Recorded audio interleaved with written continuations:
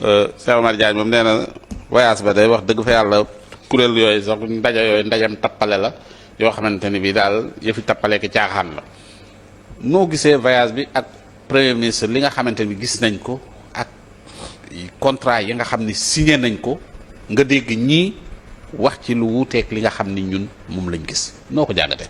waaw comme da ngaa tudd Madiambal sax bii dama doon seetaan. le Chérif Dia. Chérif Dia ca TFM mu dalal honorable député Ayib Daffé. Ayib Daffé mu laaj ko question ne ko dégg naa ñu ne ASER. dafa maanaam justice Espagne dañoo dugg ci dossier ASER di ci enquête. waaw may xamal Chérif Dia ne ko loolu du dëgg. Madiambal Diagne moo ko bind. waaye dara amu ci justice Espagne ubbiwul benn enquête ci entreprise su Espagne. entreprise boobu d'ailleurs weddi na ko démentir na ko ba ñëw na Sénégal porté na plainte Madiambal. waaw loolu na ko xam. ASER moom ASER moom daanaka liñ la ciy wax lépp dara du ci dëgg te TFM. dama leen di ñaan nañ jël Jean Michel ñu dalal ko. Badara Gadiaga bu dee dafa am fit na toog ak Jean Michel wala mu toog ak waa ASER ci boppam. mais mënoo jàpp ab dossier bis bu set. nga ne ci di wax te nanguwoo dalal ñam concerné. waaw wala ngay jël nit ñoo xam dañ leen di accuser te buñ la leen nañ damaa bëgg a ñëw ci plateau bi. leeral ñi bañ. émission bii jàll. waaw Jean Michel fu mu xam. waaw pour toog. waaw ci plateau boobu wala ak ndawam toog fa def na ko. ñu lànk na ko doo fi toog. ñu bañ waaw. waaye li nga wax ni xibaar la de. waa ASER ma ko wax. fu ne aw nan fa. waaw pour toog ca plateau ba ñu ne ko doo fi toog. doo fi toog bàyyi Badara Gadiaga muy wax lu ko neex di sensé yi dat naan la 11 juin la ak la nangam te li muy wax dara du ci dëgg. affaire ASER moom ci dat yooyu yàgg loolu yomba ci nekk. mooy Seydou Kana bari xaalis lool. waaw jënd Badara Gadiaga. loolu moom wóor na ma. la ko jënd lam ko jëndee sax ab oto la ko jëndee. waaw li ñu jëndee Badara oto la ko jëndee. oto waaw. man nag plateau boobu nag damay bëgg a am lu ma ci jaaxal daal man buuba rek a ma ci jaaxal waaye daal man dama leen a wóolootu. ndax nu mu la jaaxalee yow ASER atum yàlla loo wax ASER ngay wax. waaw te mosoo gis responsable ASER bu toog foofu ñi may ko mu démentir Badara Gadiaga nañ ko indil Jean Michel ñoom ñaar ñu jàkkaarloo. dëgg feeñ. wala ñu jël kenn ci ASER ki yor charge de communication wala dara mu ñëw toog dëgg feeñ. mais di wër di wax loolu yomb na. voilà non léegi bu fekkee ne bi defuñu ko moom vraiment ñi ngi wax ñoom buuba ne leen loolu bu fekkente ne bi defuñu ko bu boobaa incha allah rabbi. obligé war nañoo tëj télé ba. ajuma ji parce que waaw mooy yoon di. parce que bu weer télé bu bañ a leeral. man maa wax loolu man révélation boobu. loolu yoon di sooy. révélation boobu man maa la ko jox. amul muy xalifa. muy yow nag dafa leen topp ni ma ne la muy xalifa muy buuba ñoom ñëpp waa ASER woo nañ leen ne dañoo bëgg comme da ngeen di def juge tey ci ASER dañoo bëgg a toog ñoom ñu bañ na du ngeen fi toog loolu fan lañ ko teg ba noppi di wax ci nit man maa la ko wax waaw loolu jaaduwut ñu lànk ba pare toog fa nag naan dat bii laak du dat beeg di làmbatu parce que dañoo bëgg a Seydou Kana leen di jënd man danaa jël sama temps bi ci Badara waaye dama koo gis keroog mu naan biñ ko waxee ci affaire BFM bi mu naan waaw bu ngeen gisee ni may toogee ci penc mi ni may position yi may jël ku jubut du ko def xam nga loolu la wax. pourtant position yi muy jël lu ko raw la Sonko doon jël ci Macky Sall mën a jubut. yu ko raw la El Malick di jël mën a jubut yu ko raw la Diomaye di jël mën a jubut. moom lan moo tax bu jëlee position ne juba tax mu jël. beneen bi ci des mooy dañ maa wër LONASE gisuñu ma. waaw ñi wër ma ca DER gisuñu ma. ñi wër ma Senelec gisuñu ma. wër nañ ma fépp gisuñu ma. waaw ma ne ko loolooy nag jeeg bu rafet ne ci quartier ba noppi nangu wuta am jëkkër fu ne lañ lay wër kër góor gu ne. boo jëmoon fenn da ngeen a wër nañ ma ci sama entreprise fekkuñ gisuñ ca dara. waaye mënoo fu ne mbedd mu ne nga wër moo ko war. wër nañ ma Senelec ngeen la ñu dem ci Lat Diop wër nañ ma ci Tahirou Sarr wër nañ ma ci lii fu ne danañ la fa wër ndax jeeg bu amul jëkkër nga te nangu woo góor gu ne leng mbasee bu rafet nga sol. jes neer nga sol oto bu rafet nga dawal ba noppi kenn xamut looy liggéeyee. kër góor gu ne daañu la fa wër. waaw loolu dong la boo amoon jom nag da nga naa. sama entreprise ñëw nañ fa. seet nañ ko gisuñ fa dara. waaye naan fu ne nga ne wër nañ ma fa. mooy wane ne fu ne yàgga fa. ok waaw. jërëjëf Samba loolu moom maa ko ci ñamal xeer dana lekk sama temps bi sax tuuti nag mosal nañ la bokkul woon sama programme wax. léegi ñamaa la ci rek tukki bi. xam naa ne bu dee Madiambal moom ay jarab waxam jërul wax. moom lu mu wax du dëgg Madiambal. lu mu wax du dëgg bu dee borom 10 langues yooyu nga xam ne day làkk 10 langues. waaw. moom lu jóg mën a tappale la waaye tappaleeb Sonko bi man du ma ci taxaw di wax damay wax la fa tappaloo rek. waaw la fa tappaloo. waaw. doo wax ci tappale waaye. du ma wax ci tappale yi da ngay wax la tappaloo. waaw du ma wax ci tappale yi mais li jot a tappaloo laay wax. aywa ñëwal ci li fa tappaloo. li fi jot a tappaloo mooy Ousmane Sonko dem na Chine. li ngay gis mooy nit la koo xam ne dafa gëm secteur privé. Ousmane Sonko li wóor mooy ko xaloon xolam. da nga ciy fekk am sëriñ bu moo xam ne day nekk am multi service. multinational. mooy am maanaam ay homme fort yoo xam ne dañuy am kattan. ay ñoom Dembaka ay Dembaka. sunu xarit boobu. Demba ak ñoom Ablaye Dia ak ñoom mooy borom kilifa yi nekk ci réew mi tey samp emploi. ñoom monsieur Lo ñooñu Ousmane Sonko daf leen gëm. sooy xool mooy tax bi muy dem dafa jël secteur privé bi ñu bëree ak homme d'affaires yu bëri ay kii mu yóbbu leen. ba mu demee lam fay dox lépp da ngay gis ne ñoom lay jiital ci lépp.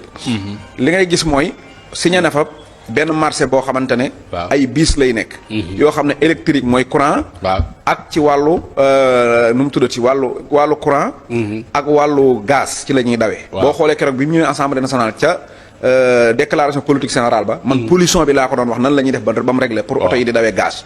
loolu nag mel na ne bàyyi na ci xel parce que oto yi dawee gaz ak essence ak courant ñoo fi bëgg a ñëw. léegi booy xool dafa jël suñu transporteurs yi seen kuréel gi. la jël yóbbu ba ca usine ba. ñoom ñu signé état accompagné leen. ok te loolu daawul demee noonu. boo xoolee tamit wàllu kër. boo xoolee àdduna bi léegi. pour ñu defar ay cité ñoom dañuy ñëw defar ko fabriquer ko ñëw monter comme tey da ngay demee ci ministre bi. mu defar ab armoire ca kër ca atelier am. ñëw ba ci sa kër rek mu monteel la. léegi kër noonu lañ koy defaree ji kanam tuuti. mooy dañuy defar fabriquer kër gi. ay briques lépp ñëw rek taxaw rek sembler kër gi. nga xam ne tey boo doon xool dañuy mën a defar tey mën nañ ne 100 000 emplois lañu 100 000 logements la ñuy defar. mais fii 1 an. ku bëgg ñëwal dëkk. xam nga loolu bu doon tabax yii ñuy def. foofu lañ jëm. mais da ngay xool ne dafa jël 200 personnes. yoo xam ne ay ingénieurs ak ay techniciens.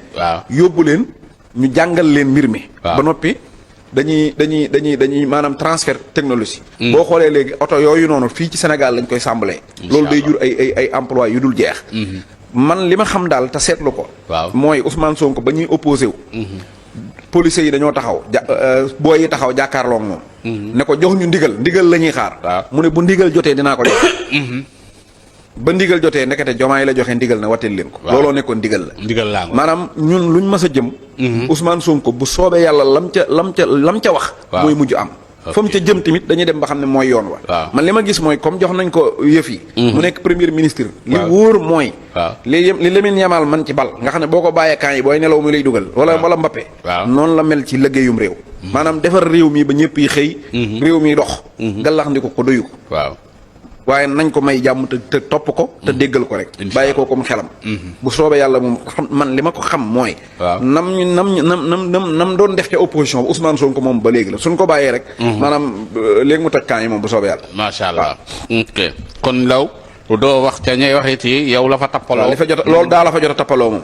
loolu la fa jot a tappaloo. Sébar rapport bi génn na. coow li nekkul. gars yi jógati nañ ku ci nekk di wax. ci li nga xamante ni bii mooy rapport bi nga xam ne moom noo jàngatee yëf yi parce que genn naa am na ñuy wax sax naan li gars yi daal lekk nañ lépp. waaw noo jàngatee yëf yi. waaw yëf yi rapport bi bu génnee li ñu njëkk a wax mooy dafa amoon tardement. ministre de la budget. ministre des finances Cheikh Diba. daal di ci communiqué ne Sénégal kat dañoo falsifié woon seen i chiffres. donc base chiffres yi ñuy delluwaat dañ ko falsifié woon.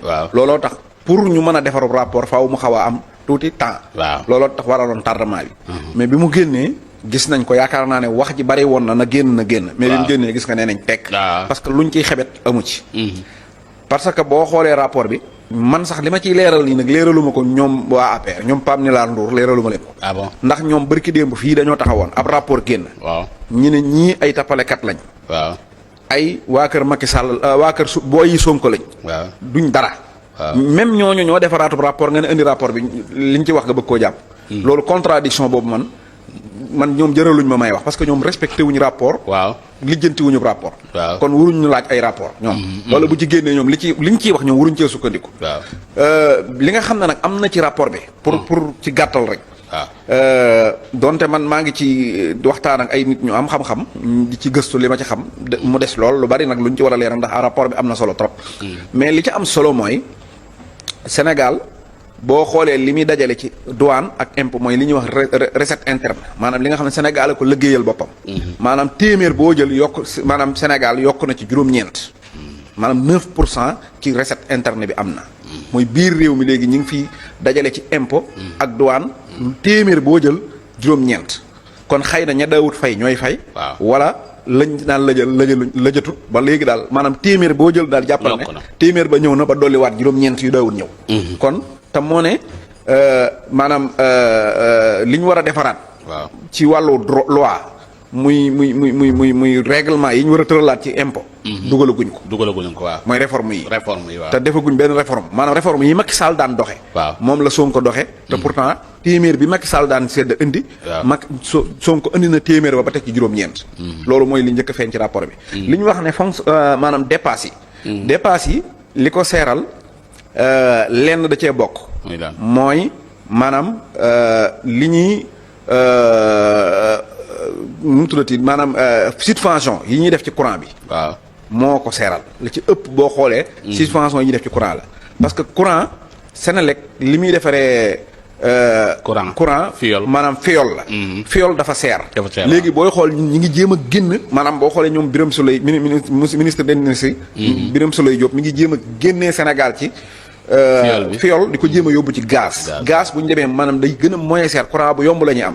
te ba noppi. maanaam subvention boobu noonu di seeral nga xam ne mooy tax dépasse bi di yokk. day dañ bu dañee day mën a dem feneen. kon da ngay gis ne maanaam gis nga ne problème bi mooy dépasse bi dafa seer. waaye yaa ngi gis ne état bi ñu ngi ci jéego maanaam dépasse bi day dañ.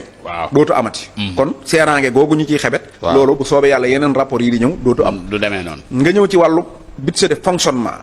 fonctionnement bi tamit maanaam dafa bëri ay accords yoo xam ne. maanaam président Macky Sall da ko signé woon ak. jàngalekat yi signé ko ak syndicat yi ba noppi doxalu ko woon. léegi nag ñii dañoo ñëw nag maanaam doxal ko. maanaam signature yooyu ñu fi bàyyi woon. ñoom ñi koy maanaam bu dee lu ñu war a fayee ñi ngi koy fay. bu dee Macky Sall daawu ko fay. ñoom nag ñi ngi koy fay looloo tax nga gis ne maanaam fonctionnement bi dafa yokk tuuti. parce que loolu la bu dee nag ay affaire recrutement yooyu am réew. dafa am ñuy jàng di nekk ay médecin war a liggéey am ñuy dem armée war a nekk ci armée bi am ñuy jàngale war a dem jàngale ji. nit ñi di judd di yokk. kon donc faaw maanaam li leen di doxal day yokk. yokk gi moom mooy li mën a nekk nam defoon ci jamonoy Macky Sall yokk gu rëy. loolu moom mooy li jaaduwut waaye jóge ci benn dem ci ñaar jóge ci ñaar dem ci ñett moom loolu mooy doxinu àdduna. voilà kon man loolu laa gis ci affaire bi mooy. tam nag nañ xam ne. buñ nee tamit investissement yi. dépassé ko ëpp. c'est normal. mooy début année boo gis. même entreprise. début année am.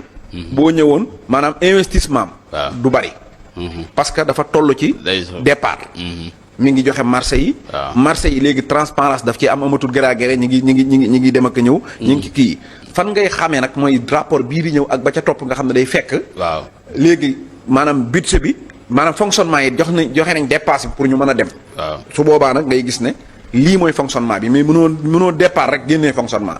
bala ngaa fonctionner il faut nga def ay yoon. ba mën a war a mën a génne. loolu mooy li ci am li nga xamante ne. lu am la waaye daal li wóor mooy man li ma gis mooy maanaam rapport bi dëgg sax. maanaam rapport Macky Sall la. waaw parce que taux d'intérêt bi. dafa yéeg 24% loolu d'accord. maanaam taux d'intérêt bi Sénégal doon am. dafa yéeg loolu li ko def mooy saa bu fekkee da ngay leb. fay bor. maanaam sa taux d'intérêt day yéeg parce que ki la lebaloon da laa teg intérêt. ki la lebalaat nga fay da laa teg intérêt léegi yow benn nit nga bu ñaari intérêt topp. loolu moo tax boo seetloo sax ngay doog a comprendre lan moo tax état du Sénégal bàyyi woon. di leb ca euro. di jéem a ñëw di leb ci CFA parce que dafa bëgg taux d'intérêt bi tege ci kawam. maanaam nu mu koy xeexee. ba mu wàññi ko. d'accord loolu lay wane. mais loo ci mën a am rek mooy ñun dañoo ñëw. fekk fi ay signature yoo xam ne ay accord la yuñ am ak syndicat ak ay liggéeykat. dañ koy respecté. kon moo tax budget bi dana dem. dañ fay fekk courant bu seer ñu war koo subventionné. ñu ngi ciy jéem a génn mais loolu dañ koy dépassé. dañ fay fekk tamit ñu wateel ñu maanaam bor yii ñuy wax. maanaam assemblée nationale dafa wateeloon Macky Sall ne ko lii ngay leb fii nga koy lebe lii nga koy lebe. ñun biñ ñëwee dañ ko appliqué. boo xoolee ñun liñ ci mënal suñ bopp akus néew mooy bàyyi nañ leb fële di leb fi gën a yomb. kon donc jàpp naa ne war nañoo mën a féliciter. ki jiite impôt muy Sancone. ak ki jiite douane muy colonel Mbaye. ak ki nga xam ne moo jiite tey ministre des finances muy Cheikh Diba wax dëgg yàlla def nañ effort maanaam rapport bi leer na coow li jeex na gis nañ lépp te it vraiment li ci nekk ci ay loo mën a teg baaraam soo xoolee état bi mi ngi ciy daw xel wu mag pour régler ko kon yaakaar naa ne Sénégal ëllëgam ku nekk mën na ci am yaakaar. jërëjëf Cheikh Bara. Cheikh Bara Guy Marius Sagna moom it def na ab bilan bind yow dégg naa la yow ci ñi njëkk a génn kon pour bu Guy Marius Sagna ci nga te Guy Marius Sagna li mu wax gën na koo leeral parce que nee na da ngeen a liirut li mu bind parce que bu ngeen liiroon ni ngeen ko waxee ak ni mu ko waxee bokkut te nee na waxut yow nee nga génn nga ne tàndarma Guy Marius Sagna nee na waxut tàndarma li mu wax lu leer la li mu wax 100 000 francs appui seen groupe parlementaire ngeen koy joxe 100 000 francs appui yow nag nee nga keesu tàndarma màkk lañ leen jox 10 000 francs looy wax ci loolu. waaw li may njëkk a wax mooy Sénégal dafa am rupture bi mu am. defe naa ne Guy Marius Sagna waxam ji mën nañ ko cee seet. parce que député la ci assemblée nationale.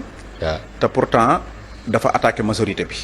ba réew mépp yëngatu journal yëpp yëngatu plateau yëpp yëngatu. pourtant bépp député bu mas a jotee ak majorité. ci histoire Sénégal. waaw da ngay am problème moom. waaw sunu xarit Mimi Touré rek. bi mu fi jotee ak Macky Sall gis nga daa ñàkk ndomba tànkam ñoom Moustapha Cissé Lo Mbaye Ndiaye demal topp histoire assemblée. waaw jotee ak majorité ba noppi maanaam am jàmm mësta am. pourtant Guy dafa attaqué majorité bi ñu jël ko yóbbu RTS na ko kaay leeral. pourtant bi muy leeral kenn xamul woon maanaam ku ne xam na Guy bu ñëwoon bu ko neexoon xëpp ci kaani bu ko nee xëpp ci suukar lu ko ci maanaam mais dañ ko ne ñëwal RTS. waaw jotee ak majorité ñu yóbbu la RTS ngay wax nag. maanaam c'est la première fois. kon nañ xam ne Sénégal am na benn. kii bi fi am te ba pare ñun bañuñu. kenn kuy critiquer état. bañuñu kenn kuy dénoncer. loolu ci ADN Pastef la bokk. parce que gis Guy Marius Sagna rek def ko député rek. loolu war ngaa xam ne yow bañoo kuy dénoncer. wala bañoo nit ku compliqué quoi kuy compliquer affaire yi. mais nag na tegu ci dëgg. ba noppi nekk ay wax yu am sens yoo xam ne soo ko waxee. am na njariñ parce que Guy li muy dénoncer lépp doo dégg mu ne article bii lay cité mooy bañ bii. wala loi bii moom Guy ci boppam mooy bañ loolu moom. moom moo koy waaw loolu nag na dem farab bañ ko fa. waaw parce que moom ñun duñu waa farab dégg nga man damay dénoncer man mii di wax ak yow. barki démb fii def naa émission. damaa seetaan sëñ Saliou Guèye mu ne dafa am ay doomu Sénégal yoo xam ne dañoo am ab entreprise. ñu weñ seen loxo. di ko bëgg a jox ay évarier. te man sëñ Sall sama xarit la bi mu paree dama ko woo. mu wax ma jàll mu wax ma dem jàll. parce que man damaa gëm ne sëñ Sall journaliste la mais man député la ñu ànd. liggéey kon war na maa mën a jëlee ci moom xabaar pourtant dama koo dénoncé. te booba ñu ngi ci digg coowul gi man affaire bi yëpp mënoon naa tourner sama kaw mais li may wax it am naa ci preuve. mooy LONASE dafa am ay booy yoo xam du ma wax ay booy xawma leen sax wax dëgg yàlla waaye ay doomi Sénégal daal mën na ma ay booy yoo xam ne Sénégal lañ dëkk laay bëgg a wax. maanaam dañoo ñëw fekk LONASE ñi leen di nax ci ay plateforme ñoom France lañ jàngee ñu ñëw ne defar beneen plateforme boo xamante ne maanaam lépp looy joué ak di ko def ci affaire mbirum pari bi rek ñoom dañuy toog ca LONASE di ko gis nii ci écran comme caméra de surveillance. léegi LONASE bu njëkk dañ daan fayeeku ci bailleur bu ne 50 millions ba 30 millions 50 millions. bi application boobu ñëwee léegi LONASE maanaam ñi mu daan fayeeku 50 millions 30 millions am na ci ñoo xam ne fay nañ plus de 1 milliard. ci loo xam ne 50 millions lañ daan fay. loolu di dox ba mu yàgg léegi bi Toussaint ñëwee daan ne moom léegi ñooñu noonu dama leen fiy jëlee dem indi ay évarier jox leen ko. ay évarier waaw. sëñ Sall di ci xëpp kaan yi. parce que lenn moom lay bañ mooy dafa nanguwul ñu xañ sénégalais. jox évarier parce que ñun Pastef même bu fekkee loolu légal na ñun suñu projet. nanguwut loolu. ma dox ci ba àgg ci xam ne booy yooyu maanaam kii yi nu mu tuddati waaye man maa ngi naan booy kii yi nu mu tuddati waa ivoirien yooyu. maanaam Toussaint bindoon na leen ab leetar. ne leen yéen da ngeen a sàcc LONASE. sàcc ngeen ma da ngeen ma fay 2 milliards. même ñooñu moo wax ne da ngeen a sàcc. même ñooñu la bëgg a signal. voilà man nag xam naa ne Toussaint man xam naa ko bonne fois la nekk parce que bokk nañ benn néeg kaso. damaa jàpp ne xam nga LONASE dafa nekk këru saytaane. nit ki la gën a jub sax dafay génne am problème Abdou Aziz Tall jàpp naa ne réew mi kenn gënu ko fay jub. pourtant nekk na directeur Lonase pare ñu jàpp bay laa woon noonu tey Lat Diop a ngi nii dégg nga. Toussaint damay Lonase pour balaa ngaa comprendre mën ngaa def ay mbir yoo xamante ne ëllëg da lay topp. parce que li wóor mooy booy waa nu mu tudd ci waay Ivoirien yooyu waa Côte d'Ivoire boobu. ak Mohamed Dieng mii. Xbet wan Xbet mooy ki joteeg Lat Diop. ñoo nekk bokk si demal jël rek nga xool adresse su entreprise bi Toussaint bëgg a signal. ak adresse su Mohamed Dieng ca Côte d'Ivoire ñoo bokk benn adresse. kon damaa ragal ne sax moom moo nekkaat ci ginnaaw. dossier boobu bëgg a ñëw sarxe Toussaint. man nag Toussaint laay wax rek sunu li ñuy woote muy jubal jubbanti. nanguwul xañ ay sénégalais yoo xam ne dañoo am compétence jub jox ay Ivoiriens yoo xam ne même bu ñu jemee compétence ñee yow Toussaint yow yaa wax ne jubuñu kon mënu man ñun d'accord uñ loolu. voilà te man dinaa ko bind leetar en tant que. yow gis nga Toussaint ba wax ceeg moom ci lii. non loolu du lu ñuy wax penc mi ci la nekk. non ndax dem en tant que député. non loolu maa ngi moom la dama koy damay Toussaint maa ngi moom ay xarit war a def loolu. Toussaint maa ngi moom ay xarit lañ mën nañoo wax mais loolu jërul ma ciy wax. li am mooy en tant que rôle député man dama koy bind. yow fi mu doon benn version nga dégg di. dama koy bind. jox ko. dégg nga loolu dinaa ko def parce que. loolu rek moo taxoon may wut non dama la doon leeral rek dénoncé. ni mu bokkee ci ñun. te pourtant sëñ Saliou kan moo ko gën a nekk patriote. man Toussaint dama ne la sama xarit la. mais ñun dénoncé daa bokk ci ñun. voilà léegi nag damay wax xaaral ma àggale foofu sax man bu ma duggee ci Cissé loolu rek ma yàq. Toussaint Mohamed Dieng dafa mënut a ànd ak Lat Diop am ak moom dem ba mu yàgg mu ñëw sarxe Lat. ba Lat dem prison mu ñëwaat dellusi di ànd ak Toussaint bëgg a ñëw ko Toussaint da koy sarxe. ay Ivoirien la wala ay Lat Mohamed Dieng. non dama koy yëgal ne ko man affaire yi. déedéet Mohamed Dieng damaa jàpp ne. moo ne ci gannaaw gi parce que même adresse bi. moo lii nii dossier bi dinaa ci ñëwaat ci beneen yoon bu gën a ko. ok waaw voilà mais li ma la bëgg a wax rek. mooy lii ma wax nii. waaw député Pastef la Toussaint DC Pastef la. waaw pourtant maa ngi koy wax te bu ma paree. su fekkee wax naa dëgg. dañ may tàccu. public bee may tàccu duñ na noo bàyyi suñu directeur bi nangam. loolu mooy Pastef ñun amuñu problème mu kuy dénoncé ak ku dénoncé wu. léegi nag bu dee guy li mu wax. moom nangu na guy dafa juum. ba mu njëkkee wax. dafa attaqué suukaru koor. attaqué bee mag. attaqué rapport bi. attaqué oto yi. nee na loolu bindu ko de lim bind. moom nee na loolu lii yëpp da koo tuddoon. oto yi ko tuddal wala moo ko dafa tudd oto yi ca texam bu njëkk. dafa tudd oto. tudd bee màkka. tudd sukaru koor. ba noppi tudd kii nu mu tuddati rapport bi. bi mu ñëwaatee du ko tuddaatu ko lépp la daaneel waaye ci boo ko dégluwul doo ko xam. bi mu ñëwaatee waxut ci oto yi parce que oto yi am nañu ko ci tontu yu doy. waxaatul ci rapport bi parce que rapport bi moom xam na ne mi ngi bind leetaram jeudi. mardi. rapport bi mu doon wax publier nañ ko diggante jeudi ak mardi ku fi mën a defar rapport kon donc ñaara mën a nekk mooy xamoon na ne rapport bi am na ba pare. wax neex ko rek muy wax. wa ilaa liggéeyul en tant que député ba xamul ne ab commission bi mu bokk moom. ñu defar rapport te yëgu ko. ok kon ñaar yooyu bu ci mën a doon baaxul ci moom. kon moom du ci waxaat. bu dee béyee màkka yi jàpp naa ne loolu amul loi bu koy tere amul règlement bu koy tere kenn nëbbu ko kenn. lu légal la kon loolu ñëwaatu ci. sukkaru koor te simit nee na. joxuñu ko sukkaru koor moom. gisul sukkaru koor waaye am na lu mu jot loo xam ne moom moo ko tuddee sukkaru koor. waaw moom moo ko maanaam moom da koo baptisé daal. waaw moom si kii moo baptisé 100 000 francs yi. tuddee ko sukkaru koor pour attaquer ko. ma di ko wax ne ko nag loolu mooy erreur. parce que man biñ ma laajee may tontu. boolewuma wa sax ay wax yi groupe parlementaire parce que groupe parlementaire. ñun sunu groupe la. dañoo am tontine est-ce que yëg nga ko. waaw dañoo am tontine dañuy tontine weer wu dee am na lu ñuy teg kii teg lii ñu tontine loterie kenn gagné est-ce que kenn dana ko yëg. da ngeen di natt ba ah. yéen a ngi natt. ñu ngi man damaa bokkoon sax ñu dàq ma xam naa. Omar Bamba lañ fa dàqee Marie Anse moo ñu raje. xam naa dinaa wax gii mu bindal ma question écrit kon. pour ñu attaquer parce que fekkee affaire groupe parlementaire moom lu ci xew rek dañ ko war a ne ña ngay séddoo kon natt bi ni ñu koy defee man damaa bëgg bokkoon ci natt ba tegu ma ñu raje ma. Marie Anse yor natt bi maa ngi koy nuyu bu baax. loolu suñuy mbir la yoo xam ne suñu mbirum biir nekk la ku ñu fa fekkee yaa ñu tooñ parce que gis nga si gii. 14e législative dafa amoon groupe parlementaire ñeenti groupe. waaw. yeewi askan dafa muy ñoom Sonko Pastef. ak ñoom Khalifa biñ xuloo dañoo dem defi seen groupe. waaw ak groupe parlementaire PDS ak groupe parlementaire Benno Bokk Yaakaar. waaw ñeenti groupe yi gii xamul lu fay xew. amul benn groupe bu mu xamoon la fay xew. kon loolu rupture assemblée ak bu rupture assemblée loolu kenn du ko natt ci groupe.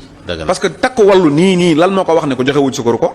ñoo moom seen groupe bi. waaw ñun groupe bi am na loo xamante ne assemblée moo koy jox groupe bi directement. mais ñun chaque mois dañuy cotiser 10%. ok ci groupe bu ne. nit député bu ne dañ lay jël 10% ci sa salaire di ko yóbbu ci groupe bi. fan yii rek démb rek ñoom Mariama Dieng honorable député Mariama Dieng ak ñu bari ci député yi. waaw ña nga woon ca àll ba. nekk di def affaire développement durable. lañ leen doon formé. am nay jamono dañuy dem asalaayit gi luyee fab saal nekk fa ak ñoom maître Bamba Cissé ak ñooñu ñu ñuy formé ci ay mbir. loolu suñu fonctionnement groupe moo ñu ci xaalis boobu lañ koy defee. léegi nag suñu demee ba Tabaski ba kori koor. nit ñi jékki-jékki daan ne. waaw kon ma tënk. nit ñi jékki-jékki daan ne waaw. dañoo manqué xaalis. di ko jàmbat. léegi ayib dafee gis ne fii kat gars yi dañoo banque kon wala dañoo bëgg a def ay conférence ak yooyu. daan ne ku bëgg 100000 ñëwal jël. man gisuma ko woon sax yàlla xam na ko yëguma ko woon. mais ñi bëgg 100000 dem jël lu ci problème. yaa ngi dégg parce que gii nee na. léegi yéen tàndarma bi ji lu ndax joxu leen ko ci. nee na 14e législatif. kon daa bëggut ko 14e législatif. waaw 14e législatif. waaw. nee na yeewi groupe parlementaire bi daa joxe sukkaru koor. assemblée joxe sukkaru koor pourtant demal xool texte am yëpp xool naa ko. mësta wax mësta dénoncé sukkaru kooru groupe parlementaire moom sukkaru koor assemblée la doon dénoncé. assemblée dakkal na sukkaru koor na ko na tàccu. mais bu mu ñëwaat di continuer di baptiser ay 100000. pour am lu mu wax. ok ba pare suñu groupe suñu sukkar soosu gii na ci génn. parce que moom. bu ñuy cotiser suñ 10% yi. waaw ca 14e législatif. laajool ñoom Birame Souleye ak ñoom Ayib Daffé nanguwut woon. nangul dañ ne woon 10% yi dañ koy jël di ko yóbbu ca parti ba. mu ne moom bu kenn jël 10%. waaw kon bu ñu demaatee ba dégg ci ay 100000 war koo jël waru cee dugg. te man moom loolu moom ba léegi damay gis ci moom ay contradiction parce que moom mënul nangu. booy yi gis ne moom daa war a am oto. booy yi cotiser jëndal ko oto. ba pare moom booy mu dem ba nekk député biñ ko jëndalee oto daa jël mu dem ba nekk député ñu ne ko cotiser ñu delloo ko ca parti bi booy yi bokk mën dama cotiser. xam nga dañu waxante dëgg gii waxam yépp saa njóogu foofu laa koy tëralee. waaw foofu laa koy jeexale mooy gii waxam yépp boo ko déggee. mooy jël 100000 francs yi def koy 10000 jox ko ay nit def assent de conscience jënd ay nit. loolu boo ko waxee day nuroog wax ju nuru dara mais loolu du Pastef gis nga Pastef. social la ko samp. Pastef bañ amul dara dañ doon dem ci hôpital yi jël suñu deret ji di ko maye. waaw biñ dàqee Sonko ñuy cotiser di ko jox. waaw ñu dàq fi Ndeye Khady Ndiaye yàq fi liggéeyam ñu cotiser jox. Guy Marius Sagna mii biñ ko fi dàqee. ca Ndar Tàmbaaja am na ay nit ñu doon dajale ba koy fayal appartement di ko jëndal ko oto dajale. capitaine Touré ñu dajale Karim Xurum Xaq feebar fi ñu dajale ñun yàgg nañoo dajale ba am jox kenn nit. mu def ci intérêt yi boppam. c'est vrai Pastef mënul dara. daan social. dem ba ami salaire gii moom man nekk naa kaso sax gis ko mu may xeexal wax dëgg yàlla man sax moo ma dàq xeex. loolu d'accord naa ko. moom dafa mën a xeexal nit mën a sonn ci nit. mais coono bi yëpp moom gii dërëm la ci boolewul. waaw salaire bi moom doom ja jabar ja loolu nag na dakk day dakk gii. waaw ak yéen DC yeeg ministres yeeg ñëpp. salaire waa directeur u Pastef wala ministre u Pastef. ñoom daal pour ñoom doom ja jabar ja. ku jox nit 10000 ñu naan noo da koy jënd da koy nangam bi ñu booyee dajalee da jox Sonko dañu doon jënd Sonko. mënuñu bañ xoolal wa man yusaarikuhum huna fi hisihim yakun sarikuhum haddan fi sullihim. Sëñ Tuubaa nee na nit bu ngeen bokkee bànneex bu musiba ñëwee ba ngeen koy bokk. waaw mënuñoo ànd bu kasoo ñëwee nu bokk ko. lu ñuy def ci àdduna noo ko ànd. xëy sëñ bi ab salaire ñëw nga ne léegi nag moom duñ bokk salaire bi ku ko bokk léegi da ngaa jënd booy yi fii Pastef booy buñ fiy jënd amu fi booy buñ fiy faya fi am. waaw. voilà booy buñ fiy jënd amu fi damay wax ne. Pastef am na jamono yoo xam ne responsable yi Pastef yi. koo ci woo waaw maa ngi jeexal. koo ci woo mën nañ laa woo tëj kaso léegi. Pastef bañ defee woo nit ñi dañ leen doon woo mënuñoo dem ba léegi risque amatul ñu naan damaa nekk ci liggéey neexatumaa jot bañ naqaree woo nañ leen doon woo. léegi nag loolu président Diomaye ak ñëpp laay wax lu waay am ci poste boo mën a jox ab booyi Pastef jox ko lu waay mën a dimbilee nitu Pastef dimbali ko nun amuñu kuñ fiy jënd sàcc di maye la ñuy bañ waaye salaire yi moom di leen ci jël lu mu tuuti di jox booy yi ku ci am ab convention booy woo jox ko nitu Pastef booy yi dañoo gore am nañoo ñun démb ak bërki démb xeexal nu ba dara dul dara. macha allah su demee ba tey mu neex nag liñ am. tam lew nan ko bokk ak ñoom. jërëjëf loolooy dëgg macha allah jërëjëf Cheikh Bara